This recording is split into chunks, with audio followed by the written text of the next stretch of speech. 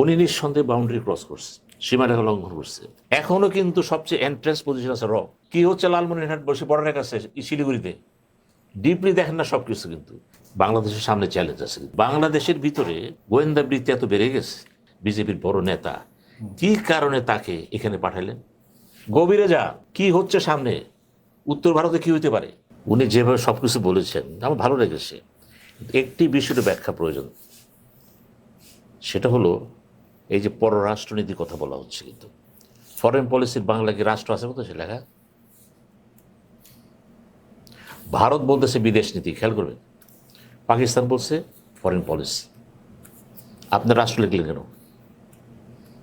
হ্যাঁ, বিদেশ নীতি লেখেন না কেন? আপনি জানতেন তখন যে ভারতের একটা, ওরা লেখছে বিদেশ নীতি বলতেছে।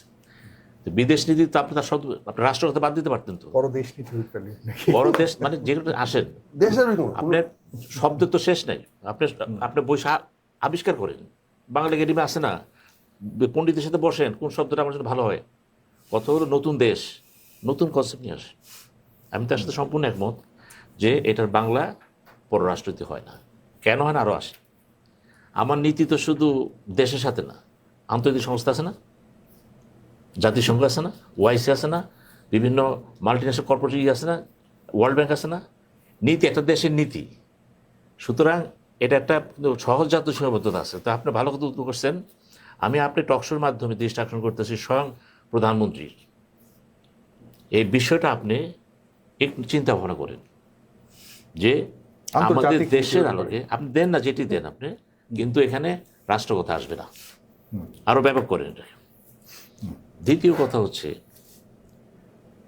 আমাদের শুভেন্দু অধিকারী সম্পর্কে যে কথা বলা হলো, উনি নিঃসন্দেহে বাউন্ডারি ক্রস করছে, সীমারেখা লঙ্ঘন করছে। একটা প্রভিন্সিয়াল গভর্নমেন্টের চিফ মিনিস্টার, উনি একটা স্বাধীন সার্বভৌম দেশের কথা বলতেছে। ওনার বোঝা উচিত ছিল এটা পশ্চিমবাংলা না, এটা স্বাধীন বাংলাদেশ।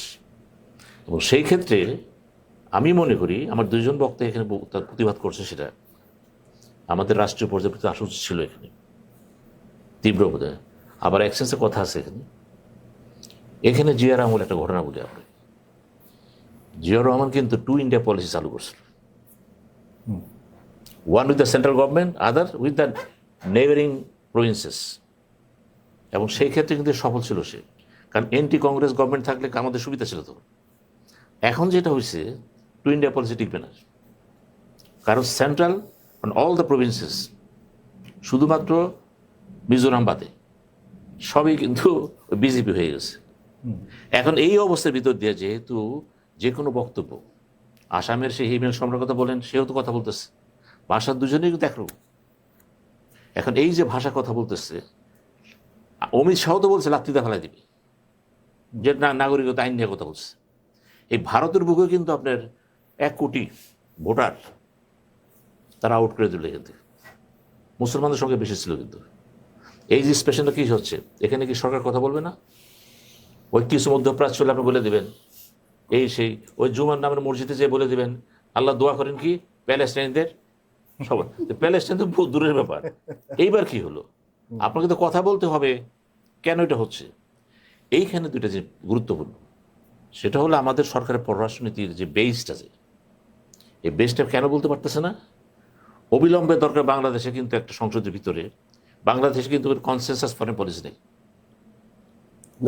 ফার্স্ট ফ্ল ভারতে দেখেন শেখ হাসিনা যখন সেখানে গেলেন, মোদি কিন্তু সাথে সাথে তার সমস্ত ওই ন্যাশনাল কনসেনসাস বডি ডাকলো, একমত হয়ে কিন্তু তার স্থান দিল সে, তাই তো এখানে নেই। কিন্তু এখনো যে কোনো ব্যাপারে তারা একমত হয়ে যায়। কিন্তু আমি মনে করি প্রধানমন্ত্রী উচিত হবে সংসদে যারা আছে, শুধু সংসদ, বাইরে না কিন্তু, যাদের ফুটিনে কথা বলবেন কেন, সংসদে যারা আছেন সে দল জামাত ইসলাম বা যারাই আছেন তাদের সাথে বসে ভারত সম্পর্কে, ভারত বা যে কোনো দেশ হতে পারে, আমাদের সমস্যা কিন্তু মূলত ভারতের সাথে 80% 40% ভারতের সাথে, কিন্তু এত সমস্যা আমাদের সাথে। আপনারা বসে কথা বলেন যে আমরা যখন ভারতের সাথে বসবো অ্যাপ্রোচটা কী হবে, ভারত যখন গালি দেবে কী করবো আমরা, এতে করে হবে কি জানেন, সব দল, কারণ জামাত ইসলামও কিন্তু যেটা চায়, বিএনপিও সেটা চায়, কিন্তু দেশ কিন্তু সবাই ভালোবাসে, এনসিপি সেটা চায়। কিন্তু কাজে মৌলিক প্রশ্নে আপনি যখন দেশের বাইরে এসে বলবেন ক্ষমতা যাওয়ার আগে চোখে চোখে কথা বলবো, লাত্তিদা ফেলাই দিব, শেষ করে দিব, সেভেন ধ্বংস করে দিব, এগুলো চুক্তছে কথাবার্তা। এটা কিন্তু রাষ্ট্র সম্পর্ক বিল্ড আপ হয় না। আক্তার তো ভালো কথা বলছে, দুই দিকে বসে রয়েছে, এটা বন্ধুত্ব না, এটা বন্ধুত্ব কেন আমি কেন টার্গেট করে রাখবো? টাকা কেন? আবার কথা আছে, আপনার দেশের ডিফেন্স পলিসি কিন্তু সেভাবে নাই। একটা দেশের ডিফেন্স পলিসি মানে কি, ইউ মাস্ট হ্যাভ টু, আপনাকে বুঝতে হবে আপনার ডিফেন্সের প্রধান শত্রুটাকে। বাংলাদেশ কিন্তু 54 বছরে পারে নাই, শুধু ভারতের জন্যই পারে নাই। অনেক ঘটনা আছে, বলা যাবে না এখানে, পারে নাই। এখন 2000 গোল ফোর্সেস গোল 2030 শেখ হাসিনা করছিল একটা, তো সেটার মধ্যে কিন্তু অনেকগুলি ফ্লস ছিল। আমরাও দেখতে চাই, সেনাবাহিনী চিফ দুঃখ করে বললেন আমাদের প্রতিরক্ষা বা আকাশ প্রতিরক্ষা দুর্বল, যে কারণে আমরা মায়ানমারের সাথে পারিনি। এই কথাটা কিন্তু সে ওপেন না বললেও পারতেন, এগুলি ওপেনলি বলতে নাই, উনি বলছেন। তারপর তো উনি বলছেন তো এটা, তো সেই ক্ষেত্রে আপনাকে যদি প্রতিরক্ষা, ফরেন পলিসির অন্যতম ভিত্তি হচ্ছে ন্যাশনাল পাওয়ার, আপনার প্রতিরক্ষা, আপনার সম্পদ। প্রতিরক্ষা ব্যবস্থাকে আসলে একজন আন্তর্জাতিক বিষয়ক শিক্ষক কিন্তু একটা মন্তব্য করেছে আমাদের বাংলাদেশ আর্মি থেকে নিয়ে, যে আমরা সেভাবে কি আন্তর্জাতিক পরিমণ্ডলে বোঝাপড়ার জন্য আমাদের মিলিটারিকে আমরা সেভাবে সাজাতে না, সক্ষম। এখানে একটু ফার্দার আগার আগে আমি একটু অনুরোধ করবো, প্রতিরক্ষা বলছেন, দেখেন আমেরিকা তো চায় আমরা তার সঙ্গে থাকি। ইউক্রেনকে এই কথাই বলেছিল, আমেরিকার সঙ্গে থাকো, নেটোর সঙ্গে থাকো, আমি থাকবো। খালি থাকার ইচ্ছা পোষণ করেছে। দেখছেন তো কি হয়েছে? দয়া করে এই প্রতিরক্ষা করতে গেছিলেন না, সহরক্ষা করার চেষ্টা করেন। এখন জিনিসটা হচ্ছে, তুমি তোমার জায়গায় থাকো, তোমার ভৌগোলিক সীমা তুমি রাখো, আমার ভৌগোলিক সীমা আমার রাখি। আমার ভৌগোলিক সীমা রক্ষা করার জন্য অন্য কেউ দরকার নেই, আমরা নিজেরা যথেষ্ট। ওই এয়ারফোর্সের প্লেন কেনার দরকার নেই, একটা প্লেন কিনলে অনেক লাভ আছে। ওই প্লেন উঠতেও পারবে না, এর আগেই ইন্ডিয়ান মিসাইল আং বসায়। এখন এখানে দুইটা জিনিস, এটা প্রতিরক্ষাটা না করে সহরক্ষা করা, সহরক্ষা। একটা হলো যে আপনার দেশ, আপনার সমস্যা, আপনার সমস্যা মেনলি ভারতের সাথে, কিছুটা মায়ানমারের সাথে হয়েছে। তো ভবিষ্যতে আপনি যুদ্ধ কার সাথে করবেন? হয় ভারত না মায়ানমার।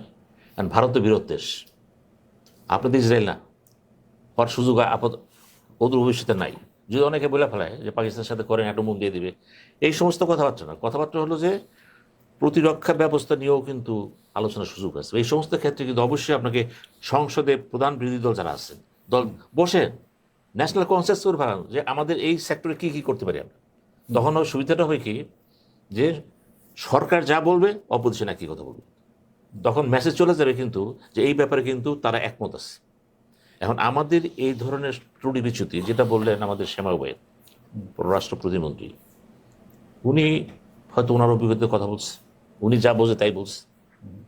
আমি সেটা নিয়ে খুব একটা ত্রুটি বিচ্যুতি কিছু বলবো না, ওনারা যে অবস্থাতে বলছে। আবার আমাদের পররাষ্ট্র উপদেষ্টা যা বলেন ওটা আমি অর্থ বুঝি না কিছু, আর পররাষ্ট্রমন্ত্রী যা বলেন আরও ডিবে চলে যায়। এইভাবে কিন্তু পররাষ্ট্রমন্ত্রী চলতে পারে না, সম্ভাবনা কিন্তু এইখানে কিন্তু আমাদের নজরটা দিতে কঠিন জায়গায়। কিন্তু আপনি যখন পররাষ্ট্রনীতির কথা বলছেন, তার দক্ষ একটা পররাষ্ট্রনীতি বিষয় একটা কমিটি করতে হবে আপনাকে, ডিপ্লোম্যাট তৈরি করেন যাদের সাহস, দক্ষতা, কথা বলার যুক্তি। পাশাপাশি যেটা বাংলাদেশের প্রধান সমস্যা, আবার দুই ভাই বলবেন এটা, যে বাংলাদেশের ভিতরে গোয়েন্দা বৃত্তি এত বেড়ে গেছে, কি র বলেন, কি আইএসএ বলেন, কি ওই যে চাইনিজ মিলিটারি বলেন, সিআই বলেন, সব দেশের একটা অবস্থানে হয়ে গেছে। কিন্তু এখনো কিন্তু সবচেয়ে এন্ট্রান্স পজিশন আছে র। এটার বইও বেড়েছে, বাংলা শব্দ বইও লেখছে এটার উপরে। বই কখন বের করে? যখন জিনিসটা ব্যক্তিগত। কিন্তু এখন হানি ট্র্যাপ একটা কথা আছে, হানি ট্র্যাপ তো শুধুমাত্র বিভিন্ন সেক্টর দিতে পারে। আপনি একটা ভালো পদ দিতে পারে, অর্থ দিতে পারে, সামাজিক মত দিতে পারে, অনেক কিছু হতে পারে, আপনি চারিত্রিক স্মরণ হতে পারে। এইগুলি কিন্তু ঢুকে গেছে। কিন্তু এই ক্ষেত্রে কিন্তু আমাদের গোয়েন্দা বাহিনীগুলিকে কীভাবে আবার রিমডেলিং করবেন কীভাবে করবেন, এগুলি চিন্তার ব্যাপার আছে। কিন্তু এগুলি কিন্তু আমি ভাইয়ের লোক মাঝে মাঝে ইন্টারাপ্ট করতে ভালো লাগে। ভাই যখন কথাটা বলতেছে, কথা না খেতে বলে, ভাই বাংলাদেশে ওই ডিপ্লোম্যাটিক কোর দরকার নাই। বাংলাদেশে ডিপ্লোম্যাটিক অফিসে বাদ দেন, দিয়া পলিটিক্যাল অ্যান্ড অর্থনীতির লোক বসান। আমার আলাদা ডিপ্লোম্যাটিক কেউ দরকার নাই, আমার রাষ্ট্রদূতের কোনো ক্যাডার তৈরি করার দরকার নাই। আমাকে পাঠান আমার ম্যান পাওয়ার কোম্পানি থেকে পাঠান ওমানে, সে কি করে আরো ম্যান পাওয়ার নিয়ে যেতে পারবে। ওখানে কি ভাষায় কথা বলবে, কোন ভাষায় মদ খাবে, ওটা দরকার নাই। আমার এই ডিপ্লোমেটিক কোডটাকে দয়া করে অ্যাবলিশ করেন বাংলাদেশ থেকে, দয়া করে অ্যাবলিশ করেন। এখন যেখানে পলিটিক্যাল দেন এটাকে 3টা ভাগে ভাগ করেন, একটা পলিটিক্যাল লোক যাবে, একটা ম্যান পাওয়ার থেকে যাবে, আর একটা ব্যবসায়ীতে যাবে। ঠিক আছে, আপনার সাথে আমি একমত। ধন্যবাদ ধন্যবাদ ধন্যবাদ। প্রশ্ন হচ্ছে মূল কথা একটাই কিন্তু, জি শেষ করবেন। যেহেতু পররাষ্ট্র বিষয়টা খুব জটিল না, কিন্তু রাষ্ট্রের রিফ্লেকশন তো এটা হয়। আপনাকে এখন সবার আগে যে কাজটা জরুরি, আমি যেটা মনে করি যে ভারত কি করতেছে দেখেন। ভারত কিন্তু এই প্রথম এই 54 বছর বয়সে এমন এক লোকের হাই কমিশনার বানিয়েছে, তিনি হচ্ছেন পলিটিক্যাল ত্রিবেদী। তাহলে প্রশ্ন দাঁড়ায় যায়, 76 বছর বয়স অভিজ্ঞ সেন্ট্রাল মিনিস্টার একজন বিজেপির বড় নেতা, কি কারণে তাকে এখানে পাঠালেন? গভীরে যা,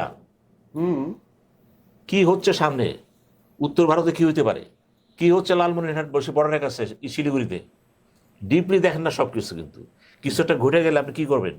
প্রতিবাদ, জাতিসংঘে যাবেন, কমিটি করবেন, কিচ্ছু হবে না। কিন্তু আপনারও উচিত হবে, পলিটিক্যাল আপনার তো বলছে, কিছু কিছু রাজনীতি নেতাকে যাদের স্টেশন সেভাবে আসছে, যারা বুঝে, ভারতে পাঠান, চীনে পাঠান, যুক্তরাষ্ট্রে পাঠান। তাতে হবে কি, অ্যাম্বিটটা বেড়ে যাবে। ওই যে কোর্টের কথা বলছেন, একচেটে হবে না কিন্তু। ম্যান পাওয়ার যে ভালো বুঝে, মধ্যপ্রাচ্যে মেনলি ম্যান পাওয়ার যেখানে, ওখানে তাদেরই পাঠান, যে মার্কেটটা আনতে পারবে, সে বুঝতে পারবে। আমাদের কিন্তু এই অ্যাপয়েন্টমেন্টের ক্ষেত্রে রাষ্ট্রদূত বা কূটনীতি এটা হয়নি, কিন্তু এটাও কিন্তু জরুরি প্রয়োজন আমাদের। এই সমস্ত সব কথা মনে রেখে আমার যেটা মনে হয়, ভাইয়ের সঙ্গে আরেকটু এড করে দিই। ভাই একটা হানি ট্র্যাপের কথা বলছে না, আমাদের পররাষ্ট্র উপমন্ত্রী, পররাষ্ট্র কি প্রতিমন্ত্রীর দিকে চিন্তা করে যাতে হানি ট্র্যাপের না পড়ে, এই জন্য 76 বছর ত্রিবেদীকে পাঠাইছে।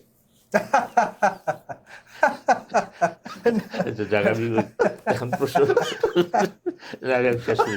বুঝতে পারছেন? আপনি হানি ট্র্যাপ যেটা বললেন, দে আর কেয়ারফুল অফ হানি ট্র্যাপ। আমি যেটা বলতে শেষ করি, আমাদের কথা একটাই, বাংলাদেশের সামনে চ্যালেঞ্জ আছে। কিন্তু এই যে আপনি বলছেন 100%, তিস্তার কথা বলছেন, বলছে সে আশাবাদী ছিল যদি তখন মমতা না থাকতো, বিজেপি থাকলে হয়ে যেতে পারতো। আমি কিন্তু এই যে সফট আপনি বলে দিই, এটা কোনোদিন হবে না। কারণ তিস্তা আপনার দৃষ্টিতে একরকম, তার দৃষ্টিতে একরকম। পানির সিকিমতে আসতেছে, তার উপর দিয়ে আসতেছে। এখন এই পানি আমার আসতে হবে কেন, সে তো বলতে পারে আমার পানি দরকার আছে, তো এই নিয়ে গেলাম আমি। এইখানে এই যে বর্তমানে শুভেন্দু করতেছে, শুভেন্দু আর বেশি করে বললে পানিদের প্রশ্নটা। এখন কিন্তু মোদী গভর্নমেন্টের কথা বলে থাকবে না। কিন্তু তিস্তার পানি কিন্তু শুধু পশ্চিমবঙ্গ না, এটার সাথে কিন্তু ওই পশ্চিমবঙ্গের লোকদের সম্পর্ক আছে। কিন্তু ওই সম্পর্কটা যদি আমরা এইভাবে দেখি যে মোদী বলল হয়ে গেল, তা হবে না। কিন্তু আমি একে চ্যালেঞ্জ দিয়ে বলে দিচ্ছি আপনাকে, এখানে তিস্তার পানি নিয়ে সমস্যা। আপনার এই চ্যালেঞ্জ নিয়ে বলছি, এই তিস্তার পানি ভারত দিতে বাধ্য যদি আপনি একজন সঠিক পররাষ্ট্রমন্ত্রী তৈরি করে দেন।